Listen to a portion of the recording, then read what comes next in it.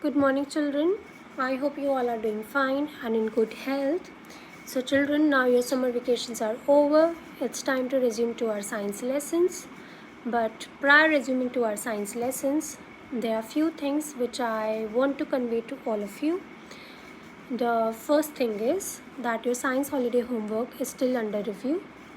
The second thing is, I believe all of you are having your science notebooks with you. So I expect you to do the homework in the same notebook.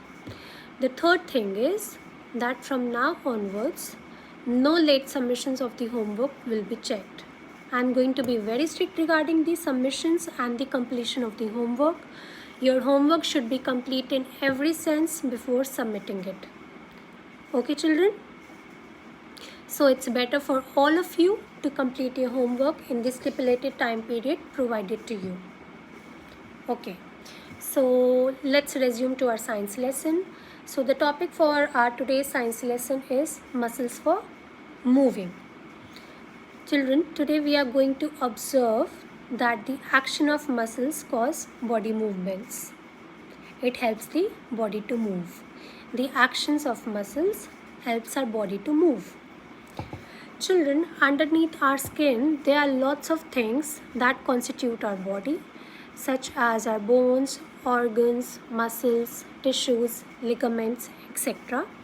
And we have talked about the bones and the organs earlier in our science classes. And let me remind you that our skeletal system is made up of bones.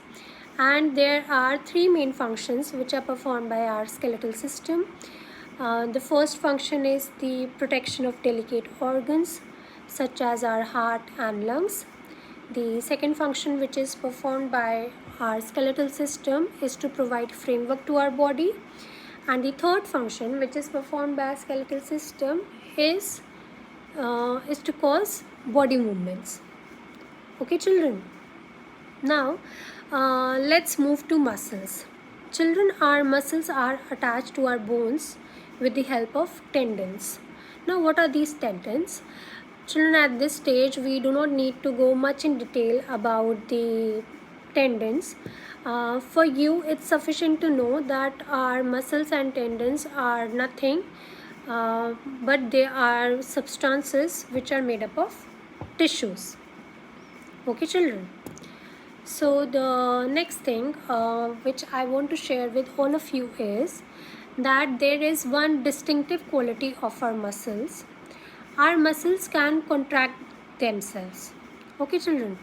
But they cannot relax themselves independently.